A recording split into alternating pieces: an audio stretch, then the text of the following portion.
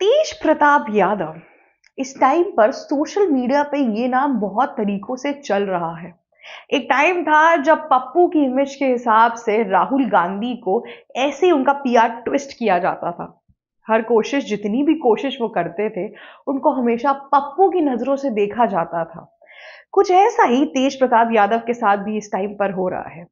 तेज प्रताप यादव को बहुत पहले से पॉलिटिक्स में ज्वाइन करा दिया गया था।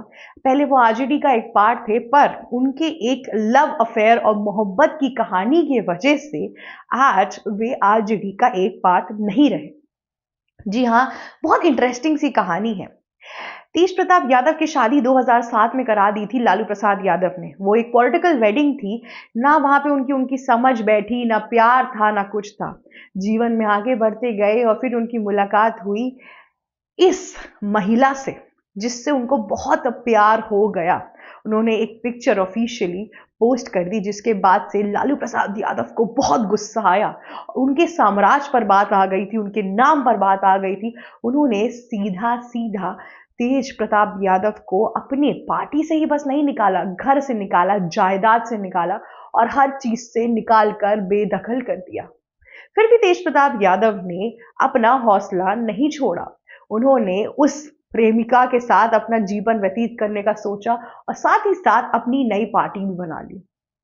अब उनकी जो कि कहते हैं नई पार्टी है, जनता दल पार्टी, इसके अंदर अगर आप देखेंगे तो एक नया साम्राज्य शुरू हुआ है। आरजेडी की पूरी आइडियोलॉजी थी, अगर मैं बोलूं, या फिर इस अगर लालू प्रसाद यादव की जो पूरी आइडियोलॉजी थी उनकी पार्टी को लेके, उसके अंदर उन्होंने मुस्लिम वोटर्स, दलित, ओबीसी समाज, इन सब को फोकस करने की बहुत कोशिश की। स्पेसिफिकली अगर आप यादवों की बात करेंगे तो, लेकिन उन्होंने हमेशा ही मुस्लिम वर्ग का ज्यादा सपोर्ट किया। एक टाइम था जब 1995 में कोहराम आ गया था। हिंदू के जो बड़े वर्ग थे, ब्राह्मण, क्षत्रिय, भूमियार, के कहते हैं आपके ठाकुर और लाला, ये सब लोग भागने लगे थे शहर छोड़ के, बिहार छोड़ के, क्योंकि इनको देखते ही मार दिया जाता था। इनके ऊपर इतने अत्याचार और जुल्म किए थे लालू प्रसाद यादव ने, सिर्फ इसलिए ताकि वो माइनॉरिटी का वोट बैंक भर सके, उनको बता सके कि आप हमारे लिए कितना इंपॉर्टेंट है। उस चक्कर में उन्होंने अपने ही रिलीजन के लोगों के साथ गद्दारी कर दी थी। अरे तुम्हें वोटर बैंक भरना है तो तुम भरो, पर साथ ही साथ हिंदुओं पे ये जो अत्याचार तुमने किया था, ये किस बेसिस पे किया था? लेकिन उनका जो छोटा बेटा है तेजस्वी, वो उनके लक्ष्य कदम पे कंप्लीटली चल रहा था। लेकिन हमेशा से ही तेज प्रताप यादव की पॉलिटिकल लीनिंग डिफरेंट थी, उनकी सोच डिफरेंट थी। वो कृष्ण के बहुत बड़े भक्त थे। उस हिसाब से उन्होंने अपनी पार्टी का जो मेजर मैनिफेस्टो है, उन्होंने वो हिंदू राष्ट्र के ऊपर रखा। जी हाँ, उनका जो फ्लैग है वो येलो कलर का है। पीला रंग से उन्होंने बोला है कि ये श्री कृष्ण का कलर है, और मेरी पार्टी श्री कृष्ण की लीला को ही रिप्रेजेंट करती है, मैं उनको ही मानता हूं। अब आप समझ रहे हैं कि लालू प्रसाद यादव की साम्राज्य के अंदर एक लड़का पैदा हुआ जिसने उनकी नीतियों को तोड़ा और एक नया सूर्य उदय किया इस पॉलिटिकल हिस्ट्री के अंदर। कहाँ लालू प्रसाद यादव इतने टाइम से माइनॉरिटी को संभालते फिर रहे थे, तो वहीं तेज प्रताप यादव ने हिंदुओं का सरहद या सिंधुओं के सर को ऊपर उठाने की कोशिश की। श्री कृष्ण, श्री विष्णु भगवान, इन लोगों का जो पूरा का पूरा आइडियोलॉजी था, चीजें थी, सब कुछ अपने पार्टी के अंदर लाया। जी हाँ, जब उनसे बोला गया कि अभी अभी रिसेंटली किसी रैली में वो जा रहे थे, वहां पे फ्लैग की बात हुई, तो उन्होंने बोला कि हरा झंडा हटाओ और पीला झंडा लगाओ, क्योंकि वे कृष्ण का कलर है। और मेरी पार्टी उसी पॉलिटिकल अलाइनिंग में चलती है। इन सब चीजों के बाद से इस टाइम पर तेज प्रताप यादव बहुत ज्यादा चर्चा में है। अभी आपने देखा होगा कि समधीश भाटिया, जो बहुत बड़े यूट्यूबर है, उन्होंने अभी इंटरव्यू किया था तेज प्रताप यादव का। एक मॉल के अंदर तेज प्रताप यादव और तेजस्वी यादव आमने सामने आके खड़े हो गए। तेज प्रताप यादव के अंदर एक दर्द की भावना दिखी कि कैसे छोटे भाई को सब पूरा का पूरा साम्राज्य मिल गया, साथ ही साथ माता पिता से अभी भी बात करते, उनको बेदखल नहीं किया गया, और मैंने जस्ट बिकॉज किसी से प्यार कर लिया, जो कि लालू प्रसाद यादव की हिस्ट्री और उनके घर में कोई नई चीज तो है नहीं कि किसी ने किसी से प्यार कर लिया, इस बेसिस पे उनको हटा दिया गया। लालू प्रसाद यादव की जो पूरी आइडियोलॉजी है, इसके अगेंस्ट खड़े होके आते हैं तेज प्रताप यादव। उनका जो पूरा का पूरा इस इलेक्शन के अंदर एक तरीके से जो पकड़ है, वो मैं ये नहीं बोलूंगी बहुत स्ट्रांग है, पर बहुत हद तक आप उसको इग्नोर भी नहीं कर सकते हैं। उनके 2-3 वायरल जो स्टेटमेंट्स हैं, वो भी बड़े खतरनाक हैं। लोगों के हिसाब से उनकी जो इमेज है, वो एकदम पप्पू के हिसाब से बनाई गई है। उनके बहुत क्लिप्स वायरल हो रहे हैं, जहाँ पे वे स्टेज पर जाते हैं और रैली में जाते हैं और लोगों को जनता से जब बात करने के लिए जाते हैं, तो उस गाँव का नाम भूल जाते हैं। तो अपने सेक्रेटरी को बुलाते हैं और कहते हैं कि अरे बताना ज़रा उस गाँव का नाम क्या है? इस तरीके की वीडियोज़ बहुत वायरल हो रहे हैं। जब समधीश ने क्या कहते हैं तेज प्रताप यादव को पूछा कि आपके आपके माता पिता से बात होती है कि नहीं होती है, तब तेज प्रसाद यादव के आंखों के अंदर एक थोड़ी सी नमी दिखाई दी, दुख दिखाई दिया।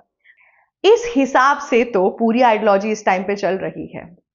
जिस हिसाब से लालू प्रसाद यादव ने ये जो पूरा का पूरा क्या कहते हैं जो अलग अलग होने की चीजों को जिस हिसाब से एड्रेस किया, जिस हिसाब से नोटिस किया, ये कुछ पहली बार तो हुआ नहीं है।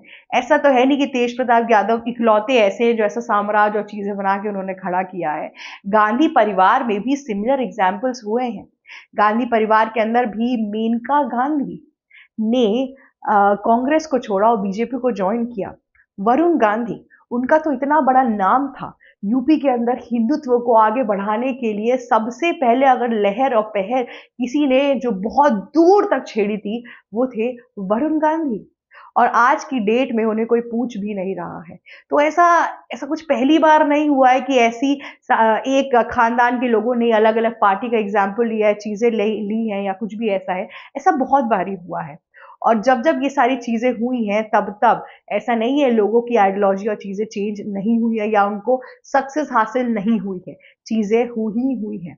अभी रिसेंटली तेज प्रताप यादव और रवि किशन पटना एयरपोर्ट पे मिले और उन दोनों ने काफी हद तक अच्छे से हाथ मिलाया, जबकि इनकी इतनी कोई बड़ी अलायंस नहीं है, उसके बावजूद भी हाथ मिलाया, चीजें की और बोला कि हम देखते हैं कि आगे क्या होता है और किस तरीके से पार्टी जीतती है। ये जो पूरी पॉजिटिविटी है वो लेके चल रहे थे। तो हम ये समझ सकते हैं कि जब लालू प्रसाद यादव के खुद के बेटे को उनकी आइडियोलॉजी समझ नहीं आई, उनकी आइडियोलॉजी से विपरीत होकर श्री कृष्ण और हिंदुत्व का जो नारा था वो लगाना उन्होंने शुरू किया, तो फिर हम समझ सकते हैं कि लालू प्रसाद यादव की जो जितनी भी चीजें हैं वो कितनी गड्ढे के अंदर हैं। लालू प्रसाद यादव ने तेज प्रताप यादव का पॉलिटिकल करियर खत्म करने में कोई कसर नहीं छोड़ी। उन्होंने उनका इतना बेकार पीआर भी करवाया, जिसके तहत लोग अब उन्हें पप्पू के सेकंड रूप समझते हैं। पप्पू 2.0 कितने लोग बोलते हैं उन्हें, और उनके स्टेटमेंट्स भी वैसे ही आते हैं। हालांकि दिल के बहुत साफ इंसान है, पर इस पॉलिटिकल जर्नी में ट्रैप हो चुके हैं। देखना यह है कि अब जिस हिसाब से उन्होंने लालू प्रसाद यादव की वंशज से हट के एक नई नीति और एक नई सोच का सूर्योदय किया है, वो कितना दूर जाता है और कितनी सक्सेस तेज प्रताप यादव को मिलती है। तेज प्रताप यादव तो कांग्रेस के इतने कट्टरवादी जोन में है कि वो बोलते हैं अगर मैंने ये इलेक्शन में जीता तो मैं एक बहुत बड़ा भोज करवाऊंगा, उस भोज का बावर्ची राहुल गांधी को रखूंगा। इस हिसाब से तो उनको उनकी आइडियोलॉजी से हेट है। और आप समझ रहे हैं कि तेजस्वी यादव और राहुल गांधी कितने घनिष्ठ दोस्त हैं। तो ये जो परिवारवाद में जिस हिसाब से दोनों यादव फंसे हुए हैं, इसमें कौन जीतेगा कौन हारेगा वो तो इस इलेक्शन में देखना बहुत इंपॉर्टेंट होगा।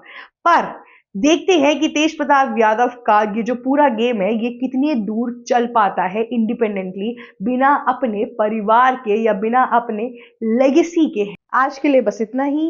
बिहार इलेक्शन का पहला चरण तो कंप्लीट हो ही चुका है। अब दूसरा चरण का जो इलेक्शन वोटिंग डेट है वो है 11 नवंबर को। देखते हैं कि इस बार सत्ता में कौन आता है और ये जो नया सूर्योदय तेज प्रताप यादव ने खिलखिलाया है या किया है, इसके बाद से चीजें कितनी दूर पहुंचती हैं और क्या परिणाम होता है, ये देखना भी बहुत ही महत्वपूर्ण होगा। आज के लिए बस इतना ही। नमस्कार दोस्तों, मेरा नाम शिवी चित्रांशी है और अगर आपको ये वीडियो अच्छी लगी तो प्लीज लाइक, शेयर, सब्सक्राइब और कमेंट करना मत भूलिएगा। जाते जाते बेल आइकन जरूर हिट कर दीजिएगा। Thank you so much for watching us.